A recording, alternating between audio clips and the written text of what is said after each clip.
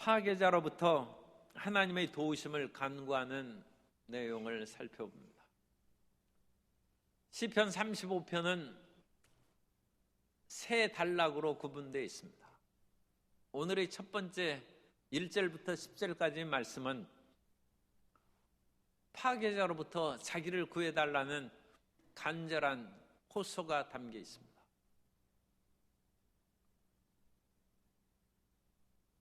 세상은 희한하게 싸우는 일이 많이 있습니다. 인류 역사에 전쟁도 끊이지 않을 뿐만 아니라 사람들 사이에도 화목함과 따뜻함과 평화보다는 다투고 물고 찢고 싸우는 일이 많은데, 그 이면에는 도둑질하고 죽이고 멸망시키는 사탄이 있기 때문에 그렇습니다. 이 세상에서 우리는 눈에 보이는 사람들만 많이 생각하기 때문에 배후의 세력이 사람들을 이간질시키고 사람들을 죽이고 멸망시킨다는 것을 잊어버리고 눈앞에 보이는 사람만 다투고 미워하는 경향이 있는데, 악의 세력이 끊임없이 사람들에게 나쁜 영향력을 끼치고 조종하는 것입니다. 다윗은 자기가 그들을 나쁘게 한 일도 없는데 자기를 괴롭히고 자기를 죽이려고 자기 생명을 빼앗으려고 달려드니까 견딜 수가 없어서 하나님의 도움을 구합니다. 오늘날 이런 일들이 많이 있습니다. 오늘날 묻지마 폭행도 있고, 또 사람이 가만히 있는데 보이스피싱 해가지고 사람들이 재물을 빼앗아가고 약탈하는 그런 일들이 많이 있는 것입니다. 그러므로 자기 혼자 정직하고 올바르게 산다고 해서 세상의 모든 것이 평안해지는 것이 아니라 끊임없이 악의 영향을 받은 사람들이 무고한 사람들을 폭행하고 죽이고 그들의 재물을 아무 연고 없이 그야말로 듣지도 보지도 못하고 전혀 상관없는 사람들이 속이고 죽이고 멸망시킨 일을 여전히 자행하고 있는 것입니다. 그런 속에서 우리는 오늘 다윗의 기도가 우리의 기도가 되어서 그런 모든 파괴자로부터 우리 자신을 보호하고 또한 우리의 가족과 이 사회를 지키는 기도 용사가 되어야 될 줄로 믿습니다.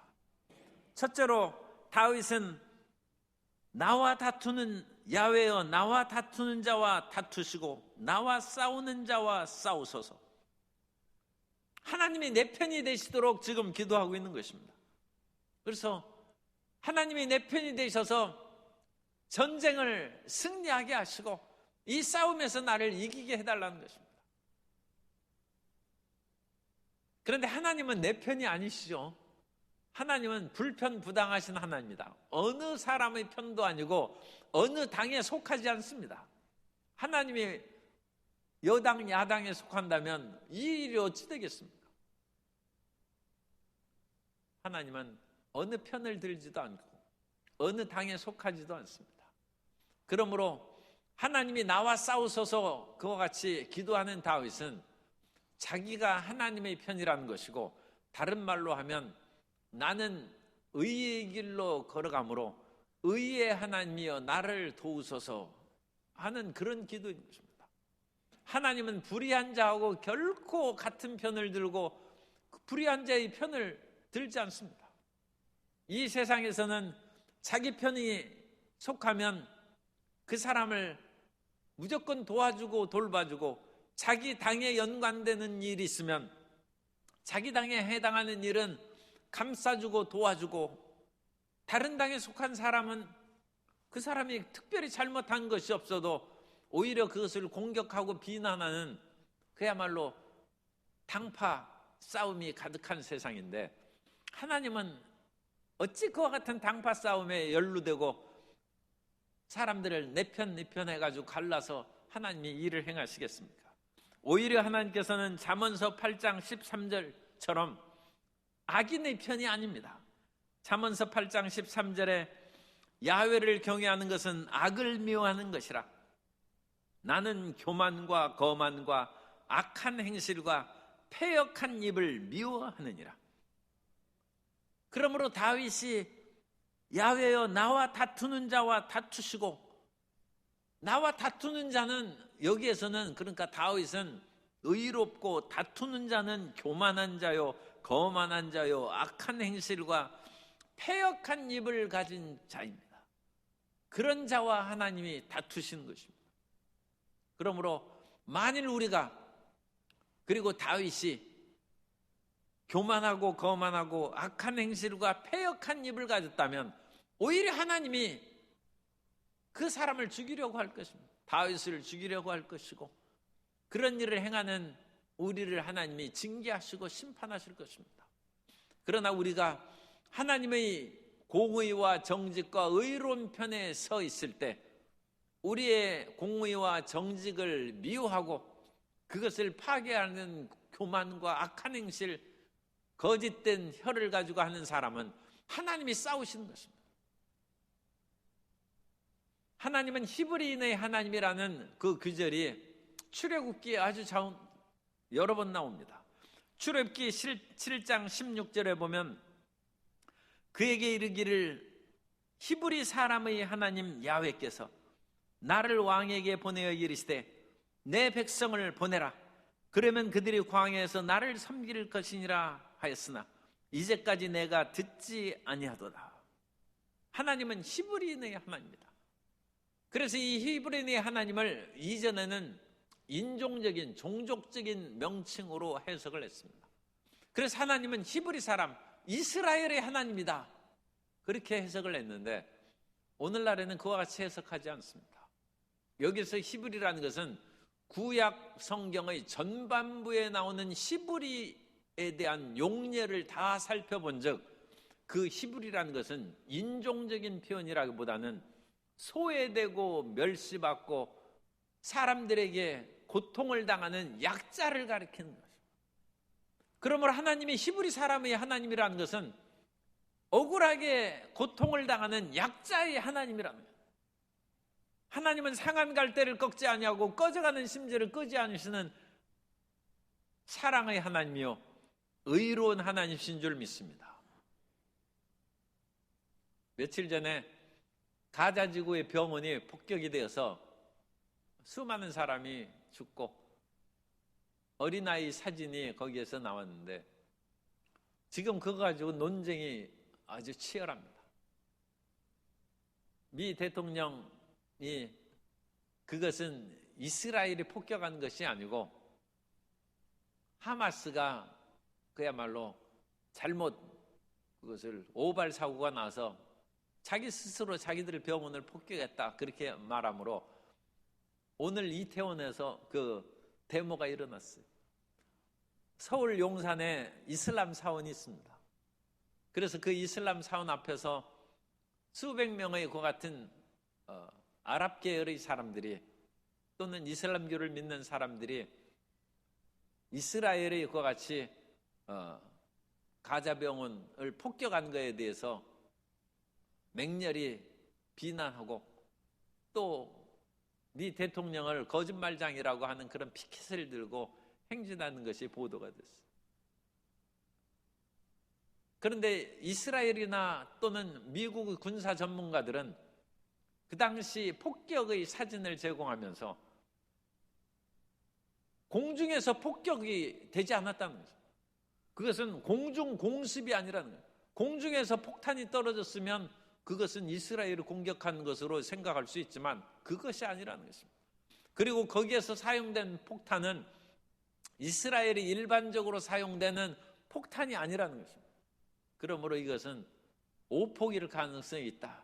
그럼으로써 이 이스라엘 측과 하마스 측이 지금 치열한 공방을 벌이고 있는데, 하나님은 히브리인의 하나님이에요. 그건 하나님이 이스라엘의 하나님이라는 뜻이 아니라 하나님은 억울하고 소외되고 눌리고 고통받는 자의 하나님이죠. 하나님이 그 당시 히브리인들이 애굽에서 노예로 살고 얼마나 고통과 핍박을 받은지 그 이집트 사람들이 아들을 낳으면 날강에 던져버리라고까지 핍박을 했어요. 딸이면 살려두고 아들은 죽이라는 것입니다. 그래서 모세가 갈대상자에 넣어서 나일강에 버려졌는데 모세가 구사일생으로 살아난 것입니다. 그런 핍박받고 억울함을 당하는 히브리인들을 해방시켜서 그들이 자유롭게 나를 섬길 수 있도록 바로왕에게 놓아주라는 것입니다. 오늘 우리가 어떤 억울하고 고통스러운 일을 당할 때 히브리인의 하나님 앞에 구하면 하나님께서 우리를 건져내실 줄 믿습니다.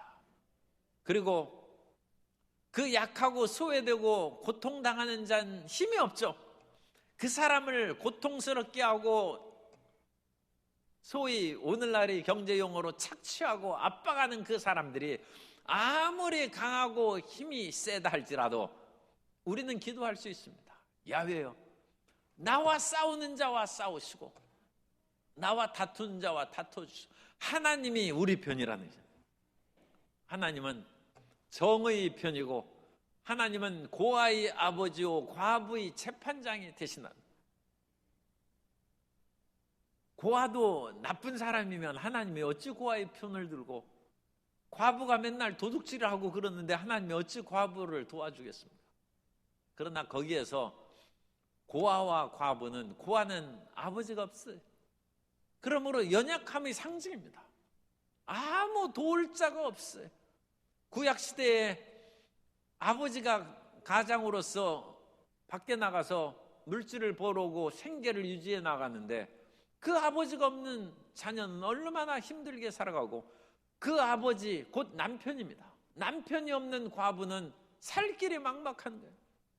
그러므로 착하디 착하지만 살 길이 막막한 과부를 하나님이 도와주신다는 것이고, 아버지가 없이 의지할 데 없이 자라난 고아를 하나님께서 아버지가 되신다는 것입니다.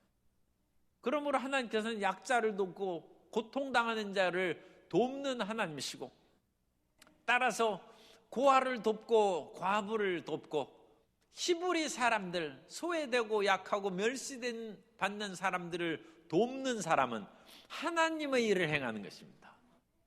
그 하나님의 일을 행하니까 하나님이 당연히 그 사람에게 복을 내려주시는 것이죠. 그러므로 우리는 이 35편 1절 2절의 말씀을 읽으면서 죄악된 내 편이 아닌 고통과 억울하게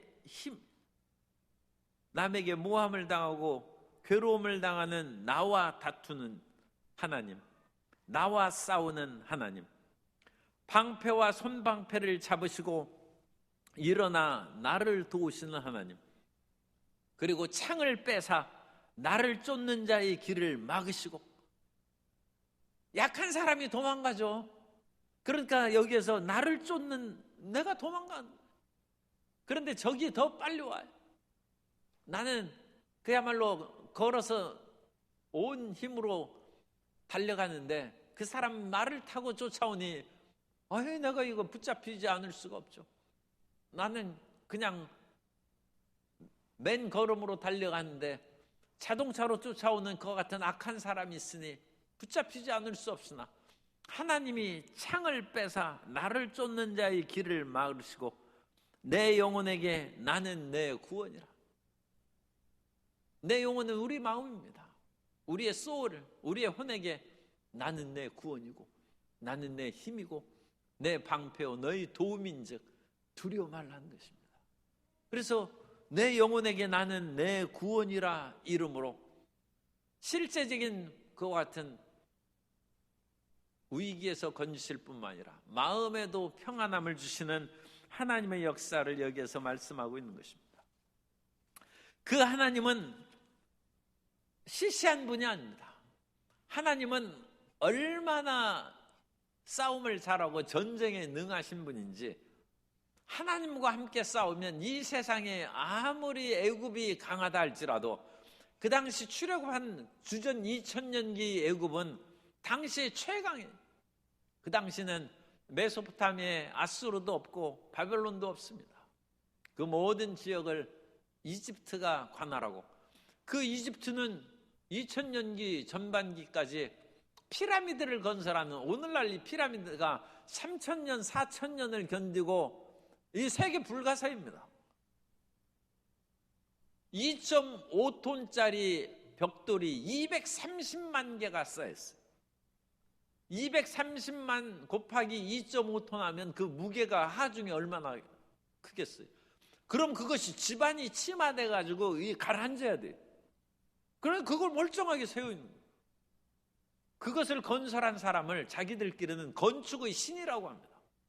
이 사람이 오늘날 과학자들도 오늘날 집을 지어도 그 집이 무너지고 아파트에도 균열이 생기고 집에 벽이 금이 가고 그런 것은 집안이 침하되기 때문이에요. 땅이 꺼져 내려가는 것이죠. 그 무게가 얼마 하겠어요. 그런데 2.5톤짜리 석재가 230만 개. 그런데 그것이 까딱없이 서 있다. 그러나 대단한 문명국가의 이집트의 손에서 하나님께서 이 연약하고 고통당하는 히브리인을 끌어내셨어요. 바로가 아무리 붙잡아도 붙잡을 수가 없어요. 왜? 하나님은 전쟁에 능하신 하나님이시다. 그 바로가 열 재앙을 통해서 견디다 못해서 이스라엘 백성들을 나가라고 한 후에 후회를 했어요. 그래가지고 이 애굽의 왕이 병거를 끌고, 오늘날 이 병거가 홍해 바다에 가라앉아 있는 그런 그 유물들이 있어요. 그것은 이스라엘의 병거 부대가 있고, 나중에 솔로몬 시대, 이스라엘은 솔로몬 시대가 되어야 병거 부대가 생기는데, 그야말로 날렵하게 달리는 그런 병거 부대가 있는데도 하나님께서 그 모든 것을 그냥 홍해 바다에 다 수장시켜 버렸어요. 출애굽기 15장 3절 이하에 보면 야훼는 용사시니 야훼는 그의 이름이시로다.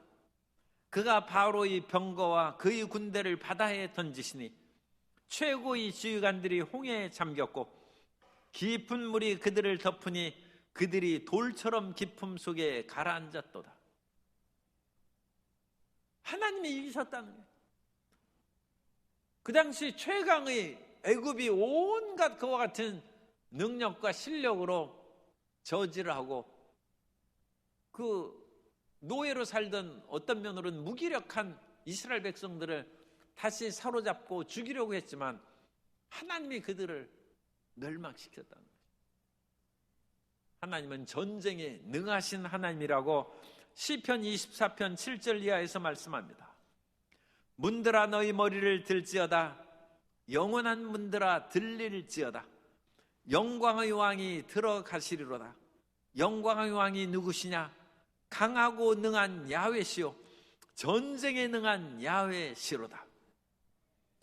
그러므로 이 세상에 수많은 파괴자들이 있는데 전쟁이 능하시고 싸움과 지략과 모략이 가득한 야훼 하나님을 항상 인정하고 환영하고 모셔드리고 의지하며 살아가면 우리를 파괴하는 세력으로부터 주님께서 우리를 보호하실 뿐만 아니라 그 파괴의 세력을 다 무찌르고 승리하게 될 줄로 믿습니다. 악이 횡행하는 오늘날 현대사회 속에서 항상 성령님을 인정하고 환영하고 모셔드리고 의지하며 이 전쟁에 능하신 야훼의 영으로 충만한 성도 여러분 되시기를 주님의 이름으로 축복합니다. 이것이 오늘날 이 세계에서 안전하고 평안하게 살 길인 것입니다. 다윗은 그 생명을 찾는 그 악인들의 파멸을 기도하는데 4절부터 8절까지 내용이 이제 그것입니다. 그래서 내 생명을 찾는 자들이 부끄러워 수치를 당하게 하시며 나를 상해하려 하는 자들이 물러가 낭패를 당하게 하소서. 여기서 나라는 것은 1절에서도 말씀드린 것처럼 당연히 의로운 사람이에요. 하나님은 악인 편을 들지 않습니다. 다윗은 하나님을 경외하는 사람이고 하나님의 명령에 절대 순종해서 주의 말씀을 순종한 사람입니다. 그 길을 걸어나가는 다윗은 보호받을 가치가 있는 것이고 그 생명을 지켜줄 만한 가치가 있는 것입니다. 그러므로 여기에서 하나님께서는 의인의 생명을 지키시고 보호한다. 오늘날 우리가 예수 그리스도 안에서 죄사함을 받고 의인이 된 줄로 믿습니다. 그러므로 우리가 고의적으로 죄를 짓지 않는 한 우리는 의인입니다. 예수 안에서 의로운 사람이 되었으므로 하나님은 내 편이 되시고, 그것은 의인 편이라는 것입니다. 하나님께서는 우리의 생명을 지켜 보호하시고 악인의 모든 손에서 항상 지켜주실 줄 믿습니다. 악인은 멸망을 당하지만 의인은 하나님께서 그 생명을 보호해 주십니다. 에스겔 18장 5절과 9절의 말씀을 보시면, 사람이 만일 의로워서 정의와 공의를 따라 행하며, 여기에서도 의로운 사람이에요. 그 다음에 9절입니다. 내 율례를 따르며 내 규례를 지켜 진실하게 행할진대 그는 의인이니 반드시 살리라. 주 야훼의 말씀이니라. 우리가 의로워서 정의와 공의를 따라 행하고 하나님의 율례를 따르고 규례를 지켜 성경 말씀을 지키는 것이죠. 예수님께서도 너희가 나를 사랑하면 내 계명을 지키리라고 했습니다. 무슨 계명을 지킬까요? 생각이 안 나면 10계명을 생각하시면 돼요. 그래서 그것을 꼭 율법이라고 생각하지 말고, 주님께서는 하나님을 사랑하고 우상 숭배하지 말고, 그리고 주일날 예배 드려야죠.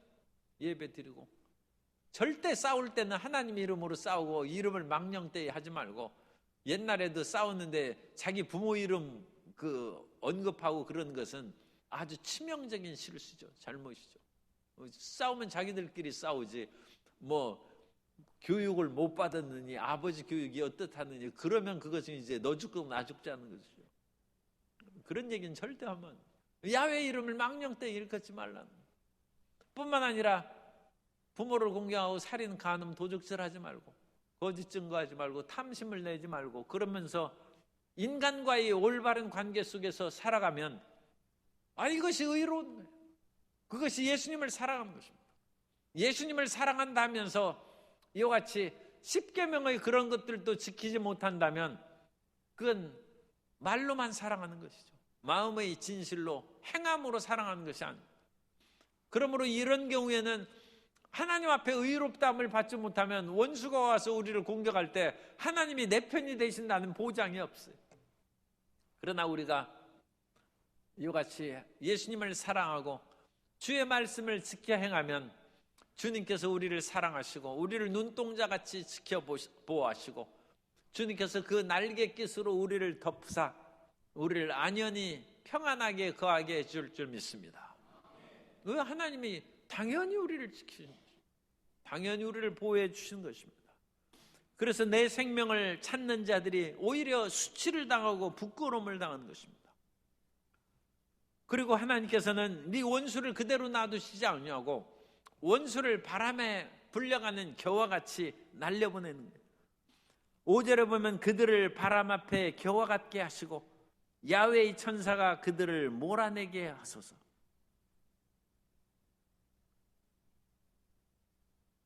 요즘에 이제 추수를 조금 시작하는 그런 데가 이제 보니까 엊그제도 옥과 그쪽 들판을 한번 갔더니 아직 그 추수를 많이 하지 않았지만 가끔 군데군데 이제 추수를 했어요. 그런데 옛날 어릴 때 기억해 보면 추수할 때 그 대형 선풍기를 막 틀어놔가지고 그런 벼이삭을 날리는 것 같은 그런 그게 아마 쭉정이를 날아가게 하느라고 그런 것 같아요. 그래서 큰 선풍기가 있어가지고 그걸 날려보내고 그러면 이 겨가 날아가는 것이죠. 바람 앞에 이 건불이나 그 쭉정이들이 다 날아가는 거예요. 우리는 알곡 신자가 돼야 돼. 우리가 쭉정이 돼서는 같이 이게 원수가 날아갈 때 우리도 딸려 날아가면 어떡합니까? 믿으려면 우리가 확실히 돌멩이처럼 그렇게 딱 단단하게 믿어야죠. 그래야지 쭉정이 되면 겨와 같이 날아가는. 그런데 하나님께서는 이 원수는 그러니까 껍데기로 사는 사람, 거짓 신자들, 그런 사람은 심판을 견디지 못한다는, 하나님의 그와 같은 심판이 당할 때 다 날아가 버리고 사라져 버린다는 것입니다. 그러면 우리는 알곡신자가 되어서, 알곡신자는 우리 마음 가운데 말씀의 그런 그 열매가 가득해야 돼요. 그럼 우리 속이 무거워지는 것이죠. 말씀이 우리 속에 없고 성령의 충만함을 받지 못하면 끊임 세상의 바람만 부르면 우리가 날아가 버리는 거예요. 그러나 우리 속에 말씀과 성령이 충만하면 세상의 어떤 그런 바람이 불어와도 날아가 버리지 아니하고, 날라리 신자가 안 된다는 얘기죠. 날아가지 아니하고 끊임없는 담대함 가운데 반석에서는 믿음으로 살아가게 될 줄로 믿습니다. 그리고 이와 같이 흑암의 세력, 이와 같이 거짓된 사람들은 6절에 그들의 길을 어둡고 미끄럽게 하시며, 미끄럼틀을 타면 순식간에 스르륵 내려오지 않습니까? 악인들은 하나님께서 한번 그와 같이 심판할 때는 순식간에 미끄러져서 그거 사라져버린 것입니다. 그들을 미끄러운 곳에 두기 때문에 시편 37편 이제 하겠습니다만, 시편 37편 9절 10절에 보면 진실로 악을 행하는 자들은 끊어질 것이나 야훼를 소망하는 자들은 땅을 차지하리로다. 잠시 후에는 악인이 없어지리니 내가 그것을 자세히 살필지라도 없으리로다.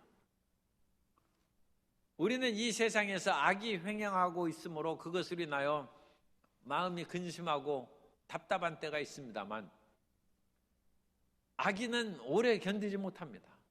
악인이 순식간에 사라져 없어져요.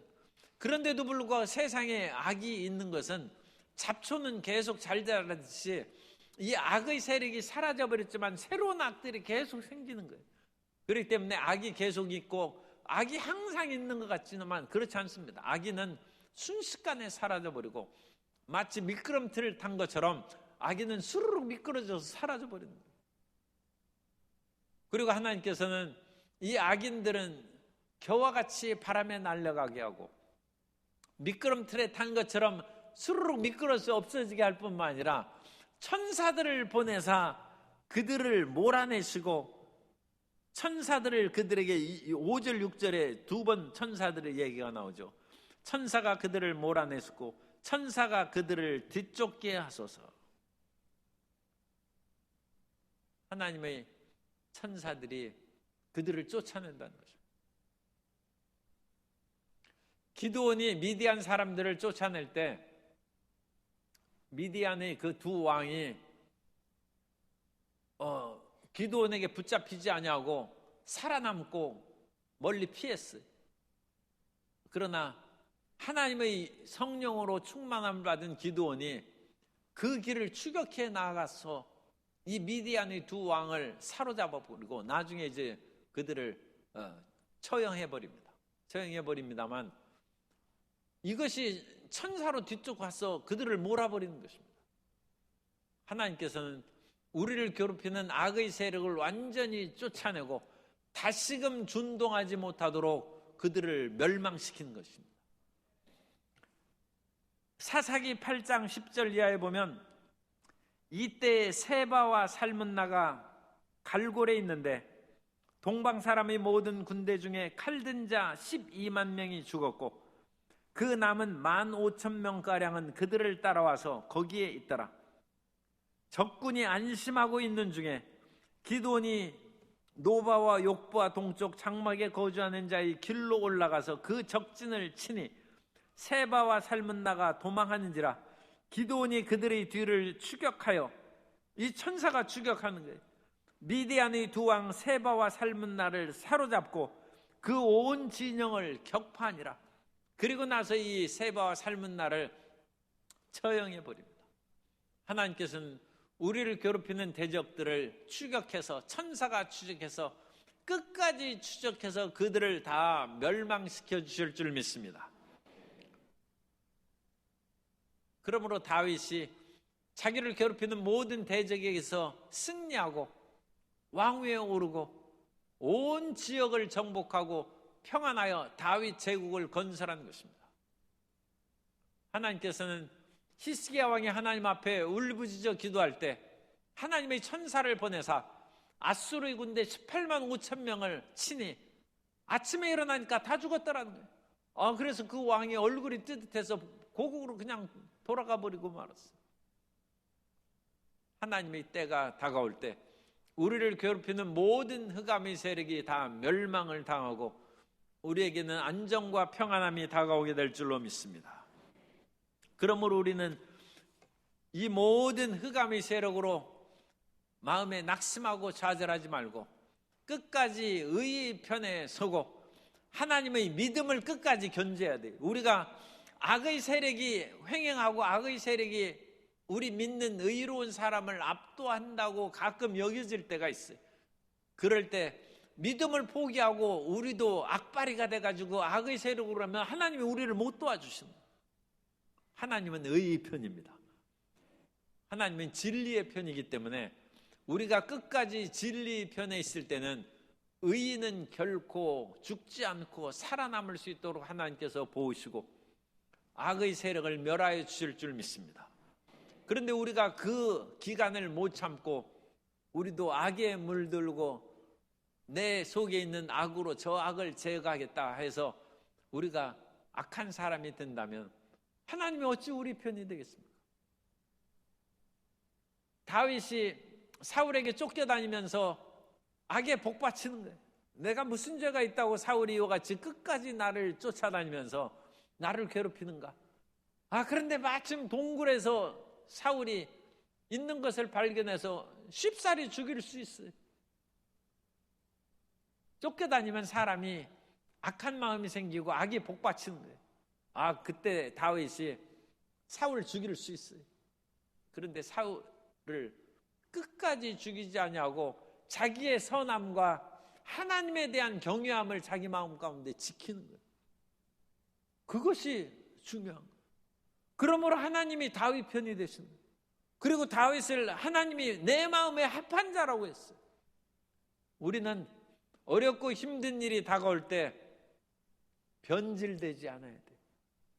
우리는 원래 착해요. 그런데 악이 자꾸 와가지고 우리를 괴롭히고 우리를 유혹하면 우리가 악으로 조금 변질될 가능성이 있어요. 그때 우리가 참고 이겨야 돼. 내가 얼마나 너보다 강하고 또 더 심하게 얘기하면 독종인지 내가 모르는 가운데 내가 사람을 잘못 골랐다 해가지고 우리가 온갖 그와 같은 마음의 악독함을 드러내고 그러면 하나님과 원수가 되는 거예요. 그 악이 성공하는 것입니다. 악이 악을 만드는 것입니다. 그리고 악의 파급이 이루어지는 것이고 악의 사탄의 나라가 확장되는 거예요. 그 사탄이 얼마나 즐거워하겠어. 저 착하고 믿음을 가진 사람을 악바리로 만들었으니 우리가 성공했다고 자기들끼리 잔치를 벌입니다. 우리는 끝까지 믿음과 의와 신실함을 지키면 하나님이 우리의 방패가 되고 하나님이 우리의 창이 되고 원수 갚는 것이 내게 있으니 내가 갚으리라 하면서 하나님께서 흑암의 세력을 물리칠 줄 믿습니다. 그래서 끝까지 우리가 하나님을 의지하고 지켜야 되는 것입니다. 하나님의 하나님의 천사들이 지금 우리를 보고 있어요. 그러니까 조금만 더 참으시면 야훼의 천사가 이 악을 몰아내고 야훼의 천사가 그들을 뒤쫓아서 18만 5천 명 그냥 다 멸망하는 거예요. 그러므로 하나님은 결코 우리를 버리시지 않습니다. 그 하나님의 절대 선함과 이 세상의 곤고나 적신이나 기근이나 칼이냐 이 어떤 것도 그리스도 예수 안에 있는 하나님의 사랑에서 우리를 끊을 것이 없습니다. 그러므로 하나님을 한번 믿었으면 끝까지 선하게 믿어야 돼요. 끝까지 의롭게 믿는 저와 여러분 되시기를 주님 이름으로 축복합니다. 그리고 그건 흑암의 세력은 끊임없이 그물을 만들고 함정을 파서 빠지라고 그와 같이 노리는다는 것입니다. 그런데 끊임없이 그물을 파고 함정을 팠지만 하나님께서 그 택하신 자를 보호해 주실 줄 믿습니다. 그러므로 우리가 그물과 함정에서 벗어나도록 항상 기도하고 우리의 자녀들이 그물과 함정에 빠지지 않고 세상의 악에 물들지 않도록 깨어서 기도하는 부모님 되시기를 주님 이름으로 축복합니다. 끊임없이 원수 마귀가 오늘날에는 이와 같이 함정을 파는 것이 아니라 그물을 파가지고 덫에 걸리는 것이 아니라 보이스피싱으로 사람을 그렇게 빠뜨리는데, 어제 어떤 국회의원이 최근 5년간 농협을 통한 보이스피싱의 피해가 15,437건입니다. 농협만의 피해 5년 동안 15,437건이고 재산상 피해는 2,278억 1,200만 원이에요. 회수된 것은 한 322억이에요. 그러니까 거의 2천억은 회수가 안 됐어요. 5년 동안 이 보이스피싱으로 손해본 사람이 농협에 통해서 그것을 이제 인출해 나간 것이 거의 2천억에 해당합니다. 엄청난 돈이죠. 그러니까 이 시중의 모든 은행을 다 합하면 얼마나 많은 사람들이 보이스피싱에 의해서 돈을 잃어버리고 파괴를 당하는지 정말 알 수가 없어요. 그 악한 원수의 그물이요 함정입니다. 이 보이스피싱이 끊임없이 온갖 수단 방법으로 진화하기 때문에 그것을 조사하는 그런 은행원이나 검사나 그런 사람들까지도 거기에서 넘어가는 거예요. 그러므로 이것은 단순한 인간의 지혜로 물리치는 것이 아니라 흑암의 세력을 물리치고 원수마귀 세력을 묶는 기도의 능력이 있어야 될 줄로 믿습니다.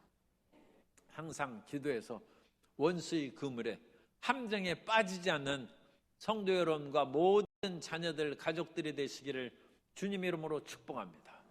하나님이 그와 같이 파괴의 세력으로부터 우리를 지켜 보호하신 것입니다. 그리고 이와 같은 잘못하는 사람들은 순식간에 멸망이 다가와서 파멸을 당한다는 것입니다. 그리고 이와 같이 9절 10절에서는 갑자기 이와 같은 분위기 대전환이 일어나. 그래서 9절부터 10절까지가 한 단락, 이제 10절까지가 한 단락인데, 하나님 나를 괴롭히는 모든 흑암의 세로부터 지켜 보호하시고 그들의 그물과 함정에 빠지지 않게 하여 주옵소서 간절히 기도하다가 돌연히 9절에 보면 내 영혼이 야훼를 즐거워하며 그의 구원을 기뻐하리로다. 내 모든 뼈가 이르기를 야훼와 같은 이가 누구냐? 그는 가난한 자를 그보다 강한 자에게서 건지시고 가난하고 궁핍한 자를 노력하는 자에게서 건지시는 이라 하시도다. 하나님이 갑자기 구원의 역사를 베푸는 것이 어느 순간에 다가와요. 그러므로 지금 몸이 아프고 마음이 슬프고 눈물을 흘릴지라도 하나님의 구원이 가까이 있어요. 조금만 더 참으면 돼. 제가 시를 읽어드리도록 하겠습니다. 전병덕 시인의 살다 보면이라는 시인데, 이 시를 이제 고른 것은 섬에 갇힌 사람의 그와 같은 마음의 좌절, 우리는 섬 속에 그냥 덩그러니 갇혀있는 처량한 신세가 될 수 있는데 호련히 배가 뜨는 거예요. 살다 보면 청운 전병덕. 안개에 갇힌 섬에서 배가 갈 길을 헤맬 때처럼 막막할 때가 있다. 나는 너에게 가려고 상상의 지도를 그린다. 하늘에 해도 별들도 보이지 않아 따올 수도 없고 막막할 뿐이다. 한참 후에 하늘 저쪽에서 해가 떨어지는 소리가 들리고 배는 큰 소리로 통통통 발동이 걸린다. 한참 후에가 이게 비결이에요. 섬에 갇혔어요. 배가 나아갈 길이 보이지가 않아요. 해도 달도 아무것도 없어요. 그런데 이 시인도 무엇인가 이와 같은 하나님의 도움과 기적을 체험한 사람. 한참 후에 해가 비치기 시작한다. 그리고 배에 발동이 걸려서 통통통 소리가 나고 갇혔던 섬에서 출항할 수 있다는 거죠. 우리에게는 예수님이 계십니다. 그러므로 어떠한 절망과 고통이 있을지라도 갑자기 대분위기 전환이 있는 거예요. 내 영혼이 야훼를 즐거워하며 그의 구원을 기뻐하리라. 우리 인생은 하늘이 무너져도 솟아날 구멍이 있다고 옛사람이 얘기했는데, 예수님을 믿는 사람이 절망하면 되죠. 예수님을 믿는 사람이 낙심만 하면 되고, 끝까지 기도하고 기다리고, 서로 기다리고 기다리다가 죽는다 할지라도 사드락과 메삭과 아벳느고처럼 그냥 죽어도 믿어야 돼.